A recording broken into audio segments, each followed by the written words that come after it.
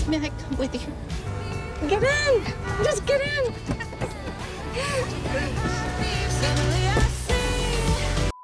They did not do that to Gigi. They did not do her like that. That was so savage, particularly how it was kind of like intertwined with Bet and Tina having this like epically romantic moment, and then I feel so bad. I want to know how it came to this, because this is not okay. This is not okay. First of all, Gigi was noticeably separate from almost everybody else in this episode apart from Danny. These past two episodes are not subtle with hiding the fact that something has clearly gone on behind the scenes for them to be treating Sepida's character this way. That is, oh my gosh. Like, this episode just felt like a fever dream. It felt like a fever dream. 1 minute I was absolutely traumatized and horrified with what happened to Gigi. Even though I knew it was coming, when it happened, I was just, oh no, that was not nice. And then in the next minute, my heart's like exploding with that whole speech that Bet gives to Tina, and I just, oh my god. What is this? Show is psychologically damaging to me. Showtime needs to write me a check so I can go to therapy. That is what needs to happen. Hi guys, welcome to a video, and in today's video, I'm just going to be reviewing episode 2 of season 3 of The L Word, Generation Q. Oh Lord in heaven. Lord in heaven. So the episode opens with Angie quite visibly disgusted at seeing her mums in the act. I felt like Angie kind of represented a small portion of the fandom with her reaction. There are some people who are just not about Bet and Tina, so Angie was probably quite relatable to them in that moment. God, I wish that were me. I'm still simping for them, and it's embarrassing. I know. Honestly, the exchange about how it felt real between them really reminded me of the Danny and Gigi scene last season, where Danny was asking Gigi if, you know, this was real, and I feel like they saw how powerful that scene was between Danny and Gigi, and then they just slapped a similar kind of dialogue onto this scene with Bet and Tina. And I don't know, my mind just went to Danny and Gigi when they were talking about, this feels so real. It is real. Like, I joke about the writer's room, but sometimes I do just really wonder what goes on in there, because it's not work. Then we get treated to a Bet and Tina love scene, and I'll be honest, I was into it. I don't think it's the best love scene they've ever done. It did feel quite short and choppy, but they still have so much chemistry between them that I'm always like, you know, popcorn and, you know, 3D glasses. I wasn't blown away by it, but I liked it. I enjoyed it. It's Jennifer Beals. Straight after the Bet and Tina love scene, we're thrown into Danny and Gigi arguing. And I think it's quite interesting how this episode kind of, I wouldn't say intertwined the Danny and Gigi and Bet and Tina relationship, but there seemed to be a bit of a pattern in this episode where they would switch from one to the other. And I'm not sure if that was done on purpose, but it was a bit jarring, because Bet and Tina just have all this kind of like happiness and high romance, and then Danny and Gigi are just like completely straight. It's like watching two different people. It's like last season never happened. I mean, the positives are Gigi in that bra, and oh my gosh, I love her so much. She looks gorgeous in that bra. She's glowing. I'm still madly in love with her. So then Danny and Gigi have like this bullshit argument over Nat wanting to know Danny better before Danny moves in with Gigi, which Nat is poly. I mean, Nat lives a very kind of like open lifestyle. I know that they have to kind of try and break them up because Sepida is allegedly leaving the show. So I know they have to kind of like come up with a quick storyline, and I get that, but it's just what went on in the writer's room? So all this time has passed, and Nat and Danny have never really sat down and had a chat with each other.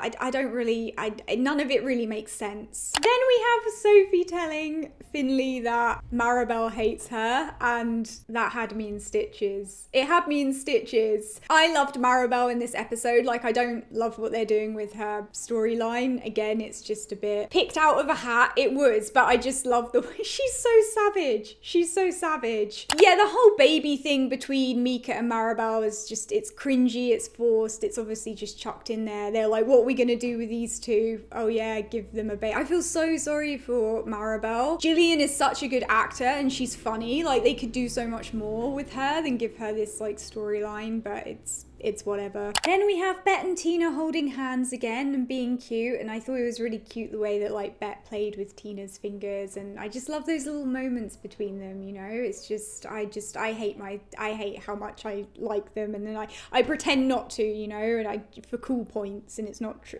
This episode was so fast paced. It was just like jun jun jun jun, and I mean I guess it's better than kind of like a lot of nothing happening, but at the same time I had whiplash. I did. We get some Bet and Danny crumbs, we do, and oh my god, these two look good together. I was like soaking in the radiance. It was good. It was literal crumbs, but I will take it. It was literally like, it was like a flash. You gotta be quick to catch it, but I'll take it. It's one interaction. That's probably the only interaction this season. So yeah, I feel bad for Danny and Bet shippers. I do. I have to say, Bet looks like a snack at the gallery. She's just striking. I feel like if I walked into that gallery, I would be like, wow, it's moving art and I love you so much. And she would be like, please leave me alone. And I would say, understandable. I would. And she is too young to be having a hoe phase. I mean, I know she's like legally an adult, but she's too young. She's always a baby to the fandom, so, you know, nobody wants to see her in a hoe phase. I mean, it's her body, her choice, but also no. I just wish Shane would get a haircut. I just don't understand how hard it is to put some like product in her hair. Or something. I don't know. She did look good in that suit though. I appreciated the suit. I thought she looked really good in it. I really enjoyed the Bet and Tina earring scene. I thought it was cute. I'm a sucker. There's nothing else going on in this show. You know, what am I supposed to do? I really enjoyed it. It was just cute. I'm not gonna sit here and lie for cool points. I really like them. I did think it was really awful how Bet and Tina like walked away and Danny was just looking at them, and I felt so bad for Danny. Like I feel bad for Ari. What is happening to Danny this season? It's so horrible. I just felt like Danny was like, I wish that was me. And it's like, I mean, same. We all wish we were dating Bet. Well, Bet after therapy. So Danny tries to kind of make it right with Gigi, and oh my god, Gigi looks gorgeous. Nobody here understands how I feel about Gigi and how I feel about Sepida. Like, nobody understands the depth of my love. I know no one cares about Sophie and Finley, but I have to say I just felt kind of bad for Finley in this episode. Maribel exposes that Sophie's been like fucking around whilst Finley is in rehab, and like, I don't know why, because they're both so toxic, but I felt bad for Finley. I don't even like Finley, and I just felt bad for her. I'm so tired of the way Sophie is behaving. Like, I hate that they've done this to Sophie's character. Like, I don't have any empathy for her character, because it's like she just does things that negatively affect other people but doesn't take accountability for it almost. She's like an awful version of Shane, you know, because Shane is quite a questionable person, but you can tell she has like some internal struggle going on at the very least, whereas I feel like Sophie just does things, and yeah, I feel really bad for the actors having to act this out.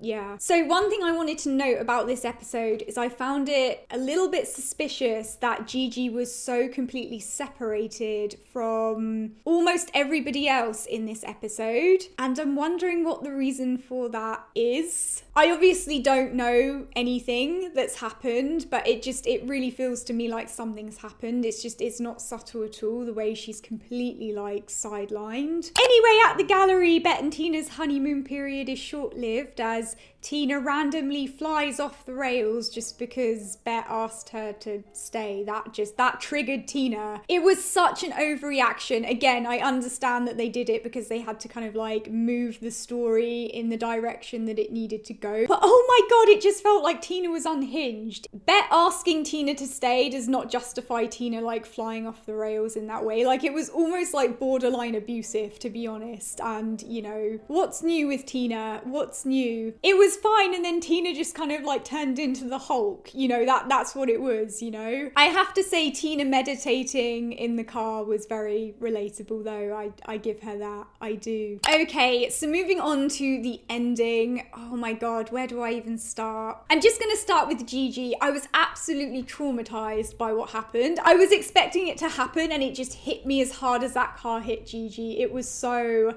horrible. And the worst thing about it was they did that just before Bet and Tina had this big like happy romantic epic moment. It just felt like a fuck you to anybody who likes Gigi. It was horrible. They're so gross for that. They are so gross for doing that. Oh my god. Like first they destroy her relationship with Danny and then they put her in a car crash. That is some like insidious shit. And I wouldn't be surprised if next episode it's like she was found out to have been having an affair. That is some epic character assassination. Oh my gosh. I feel so bad for Sepida. They were out of line for the way they contrasted Danny and Gigi's scenes with Bet and Tina. They were out of line for that, for sure. We did get a Bet and Alice crumb. We did get a tiny exchange between the two of them and I very secretly enjoyed that. I was just like, yes, if Tina wasn't in the picture, Alice would be the one for Bet. I told you, I told all of you, I told all of you. I'll be honest, that speech that Bet gave to Tina just made my heart explode. I thought it was so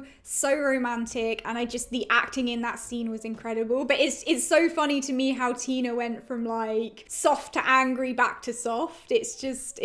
She's like the Hulk, you know? I know I'm gonna get shit for saying this, but in some ways I feel like that was Jennifer talking to Laurel. Some of the stuff she was saying. I mean, they've said themselves, sometimes the lines are blurred and that's what makes their on-screen connection so engaging to watch, you know? There's something about it. It was also dreadfully romantic and I love all of that stuff. So that said, it looks like Bet is probably going to be absent for the next couple of episodes. I'm obviously not sure what the future episodes look like, but this show cannot afford to lose both her and Gigi. I mean, my god. I mean, obviously she's going to come back for the whole Bet and Tina wedding, but that's right at the end of the season. So I really think this season is going to suffer without having her around. Again, I don't know what happened behind the scenes, but whatever it was, it has absolutely impacted this season, and I'll make a separate video about my thoughts because, you know, this is a review of the episode and I don't want to kind of like go off into a tangent. But I will just say, like, I don't blame any of the actors for being unhappy with what has happened on this show up until now, and if they've made certain decisions around that or in relation to the way that the show was being run, I don't think that they can be blamed. I don't think the blame falls on the actors. Let me just put it that way. Oh my gosh. Okay. If you've seen episode 2, let me know what you thought of it down in the comments section below. It's a shambles. It's so bad. Oh my god. I didn't think things were going to get this bad, but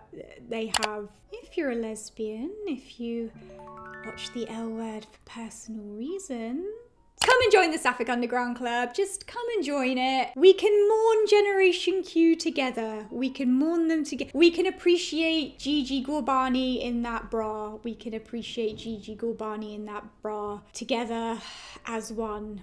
I mean, you will be supporting women's voices and my rants about Generation Q. So I think please commit to me. Don't make me run through traffic and give you a big speech about how I would risk it all for you, because I would. Don't forget to subscribe for instant disappointment, and I'll see you guys soon. Bye.